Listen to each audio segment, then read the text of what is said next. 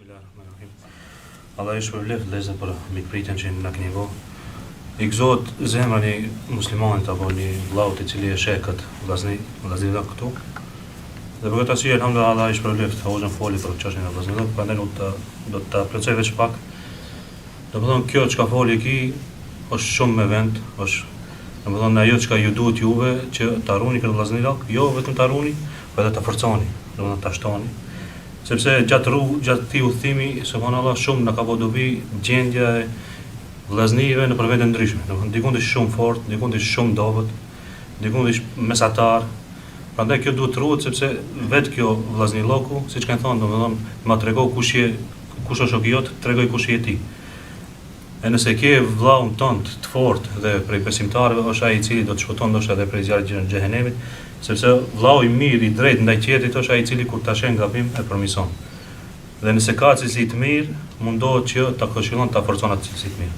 Për këtë arsye, domethënë përveç asaj çka përmendi hoxha, ne duhet dina se diçka, një pengesë të madhe çka nuk e veprojnë vllaznia, përgjithësi muslimanët është duaja.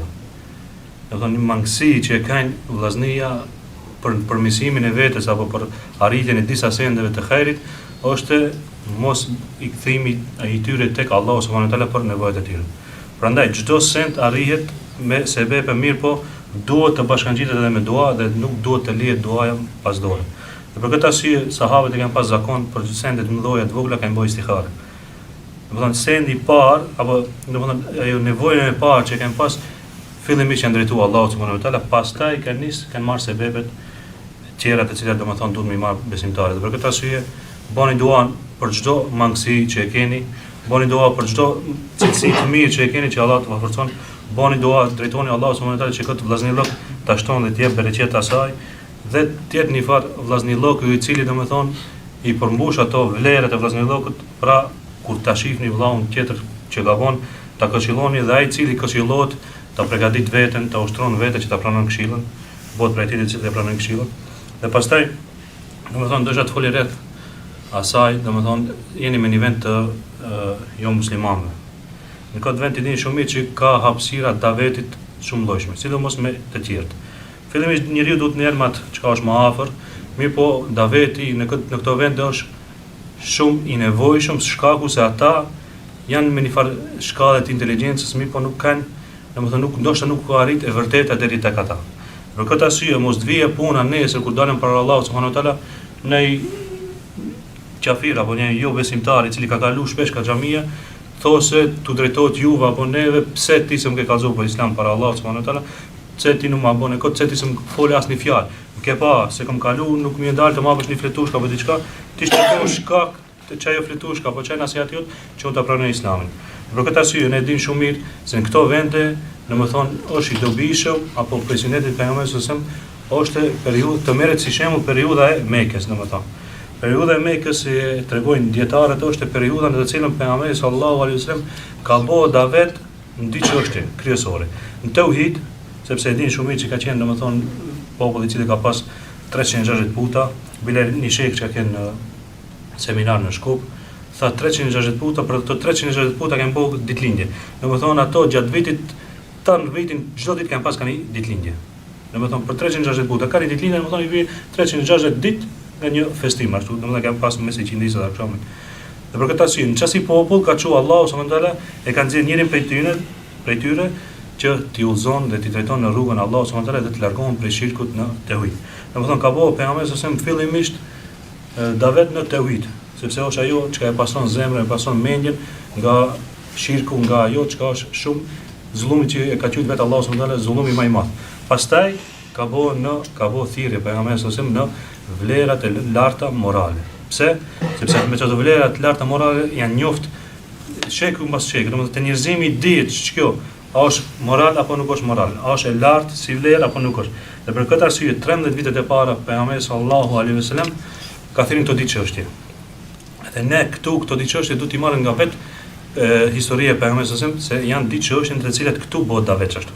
Bëhet gjithkund te, domethënë nuk përjashtot asnjë vet, mirë po në këto vende është më mirë, domethënë njeriu fillimisht t'i thirrë njerëzin tauhid, mirë po davetin e tij të jashtëm ta bën me vlera të larta se këtu shumë ja vënë rëndësi asaj çështje. Domethënë se njeriu këtu i mbahet Islamit dhe sunetit e pejgamberit si duhet, me moral të lartë, sjellin dash me vllaznitë e vet, dash me jo muslimanët, automatikisht ata fitojnë bindje të mirë. Pastaj ti afrohesh tek ata, domethënë çelet një derë në cilën ti pastaj edhe mund t'i folësh. Gjithashtu mendoj që e udhësh është edhe që ju për shembull keni më shumë kontakte me qafira, jo me ndej larg. Se ne për shembull kur ja kena nis davetin, vllaznia foli domethënë për davetin selefi, domethënë përgjithësi çka ja niste në vet automatikisht kur njeriu pak me iman më të fortë në fillim, fillon boje barriera mes atij dhe mes shoqërisë tjetër. Kjo foli për shoqërinë e muslimanëve shqiptar te ne, pastaj domethënë dalim më jashtë. E kjo është problemi më i madh që e hasin vllaznia në fillim të udhëzimit apo gjatë udhës davetit. Vet automatikisht pa dëshirën e tyre apo pa diçka, jo nuk shkojmë, nuk bashkohemi ato sa ai pin cigare, nuk bashkohemi me kot sa i rin kafe, jo se kia, jo, ti duhet patjetër, domethënë nuk thona shkon në përmendje që kanë ndaluar.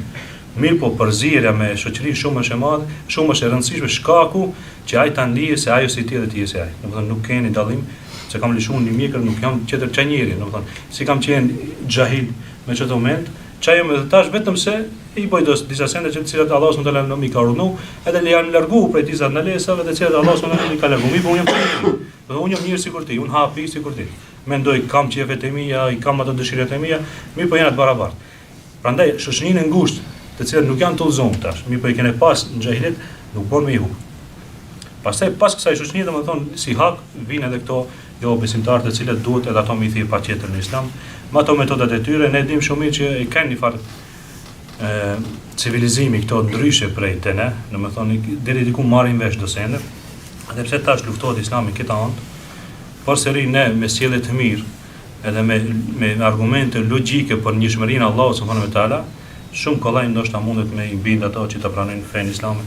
Dhe për këtë arsye domethënë mendoj që është e udhës mos të vijë nesër ndash neve si hoxhallar, ndash juve si davexhi, të vijë puna nesër na kapi filani për fytje, filani për ato, pse s'm ke folë, pse s'm tha, çati non stop keni kalu, ndoshta ke pas, ndoshta shumica për juve ka punë me qafira non stop. Domethënë punë. Do thoshë nesër pse s'm ke folë, ti non stop ke pa aty. Me ti kam qenë asnjëherë s'm ke folë për Allahun subhanuhu teala, për dashurinë ndaj Allahut subhanuhu teala, për pejgambert. Domethënë s'm ke folë ti kur një herë e tash Allahu subhanahu wa taala do më dënoje shkaku se ti s'm ke fol. Prandaj ne si akide e ehlisunnetit është më pas mundësi ne si besimtar të bëna sebeb për këtë dynjë, 7 miliardë sa janë njerëz dynjë, të bëna sebeb që ato të udhëzohen, të pranojnë Islamin edhe të hyjnë në xhenet, ne çka do të dëshirojmë. Do thonë se ka pejgamberi Allahu subhanahu wa taala ka thënë pejgamberin sallallahu që ka ardhur mëshirë për këtë njerëzim. Dhe ne jemi popull i cili është llogarit popull mesatar para Allahut subhanahu wa taala dhe popull i cili përcilësive e ka që urdhnojnë në të mirë dhe ndalojnë nga e keqja. Për këtë arsye domethënë ne si muslimanë apo si davexhi duhet patjetër si çfarë ndihej këtë nevojë. Nuk është kjo e drejtë apo veçori vetëm me hoxhallarëve. Edhe shumë se pejgamberi sallallahu ka thonë, domethënë transmetoni prej me qoftë edhe një jetë. Ju çfarë domethënë transmetoni prej me çfarë që e dini që të arrin deri tek ai qetri sepse ndoshta ai qetri kupton më mirë se sa ki i pari. Domethënë ti ke ndëgju, ndoshta se kupton, çfarë si ke ndëgju, nëse ke mundësi ta transmetojsh te ai qetri ndoshta përfiton për asaj shumë. Ka raste që na kanë ndodhur, domethënë i ke bëu davet dikujt, ke bëu davet ndoshta 1 vjet, deri në 2 vjet ka ndodhur. Kena shkuar në studime. Pas 7 vjetëve kur e kthye rifi ka ndryshuar këtë. Për një me alkool, ka ndryshuar gruan me shami, vet fal namaz, e habitesh. Ti se dish kur i ka bëu dobia ju. Do shesh bëu dobi shkak edhe që tërkush. Mirë po e fjala e jotja ti neve Allahu subhanahu wa taala dhe i dërguari ti na ka mësuar që ne i marrim sebebet, rezultati i ndorë të Allahu subhanahu wa taala. Bile si është ai hadith, domethënë i 4 persona, domethënë 2 janë të njëjtë dhe 2 tjerë, një grupi tjetër janë të njëjtë. Grupi i parë domethënë ajo që neve na intereson është se dikush që ka parë, edhe për hir të Allahut subhanahu wa taala ka pasuri shumë, edhe për hir të Allahut subhanahu wa taala shumë, do të hyjë në xhenet.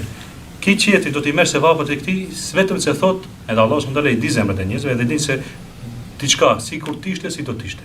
Dhe për këtë arsye Allahu subhanahu wa taala ka treguar se domethënë i dërguari sallallahu ka treguar se person vetëm se ka pas dëshirën sikur të kishte pas pasuri sikur ai pari, do të kishte vepruar kështu. Edhe kundra, domethënë është 2 veta të cilat janë domethënë në humner apo në humbje janë ai i cili ka pasuri dhe nuk e shfryzon atë në herë, e shfryzon ku s'duhet, edhe ai tjetri i cili thotë të kisha pas atë muzikë do ta kisha vepruar sikur ki. Për këtë arsye, lutem Allahu subhanahu wa taala të na bën për atyre të cilët e kuptojnë mirë këtë mesazh, rëndësinë e këtij mesazhi, e kuptojnë mirë se ky mesazh është direkt për sicilin tek tek.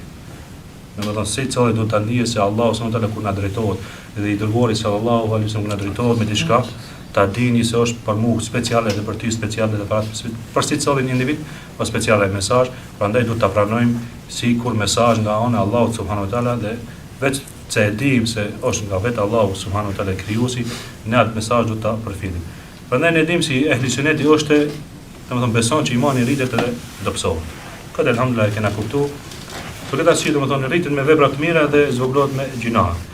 Dhe për këtë arsye vllazni Lloki është një prej asaj në të cilat rritet imani, vetëm të nesh një fjalë, një këshill rritet imani. Jo më të kesh vllazni të cilët përmisojnë dhe të përkujtojnë, sikurse ka qenë kohën e sahabëve, të cilët jam lehtë, hajde ta përkujtojmë Allahun subhanahu wa taala, që të ka thënë hajde meditojmë rreth ajeteve të Allahut subhanahu wa taala, që të ka thënë hajde na lexo filan surën, që për shembull surën e Asr. Domethënë vetëm kanë këshilluar njëri tjetrin për të arritin imanin, sepse e kanë kuptuar që imani rritet me vepra të mira dhe zvogëlohet me vepra të këqija. Prandaj vllazërinj ku çka e keni këtu, domethënë kur hinëm kadera e pam shumë mirë se ndryshe është ambienti këtu prej vendeve tjera, pse vetëm se ka pas davete dhe ka pas vëllezër të cilët kanë shiquar qëllimet e të cilëve siç duket ka qenë më të larta se sa vetëm domethënë formaliteti i islamit. Prandaj ky vllazërinj duhet të ruhet edhe keni përgjegjësi që ta ruani këtë vllazërinj. Gjithashtu keni përgjegjësi edhe që ti si e përmendën ti thirrni edhe njerëzit tjerë. Elusim Allahu subhanahu wa taala që na bën prej atyre të cilët e kuptojnë mesazhin e tij dhe e çojnë atë deri në vend. Gjithashtu elusim Allahu subhanahu wa taala që ti ruan këto mexhlise të cilat domethënë janë kështu në kësaj forme, edhe inshallah Allahu subhanahu wa taala i forcon ato. Gjithashtu domethënë elusim Allahu subhanahu wa taala në për vende të cilat kanë nevojë për davexhi, për hoxhollar, për vëllezër, Allahu më mundsoft se e kena pa gjatë rrugës. Ka pas shembull kur kena dalë në Zvicër, stacioni i parë në tek vllaznit, e pam se ato kishin shumë nevojë. Edhe për vllaznit kishin nevojë shumë, se ishin numër pak, mirë po kishin nevojë edhe për një hoxh, i cili do t'i mbledh sepse vetë ato na tregoshin se kanë qenë pak më shumë, shkaku i mungesës hoxhës, shkaku i mungesës vllaznit i cili ka mund t'i mbajë janë larguar domethënë. Për këtë arsye dijeni vlerën e vllaznit se kur ta humbish diçka ja di vlerën e saj. Këtë arsye, do lutni Allahu subhanahu wa taala non-stop pa ndërprerje, që Allahu ta ruan këtë vllazërinj dhe ta shton ato në çka është i kënaqur Allahu subhanahu wa taala. Wa subhanaka Allahumma wa bihamdika, ashhadu an la ilaha illa anta astaghfiruka wa atubu ilayk.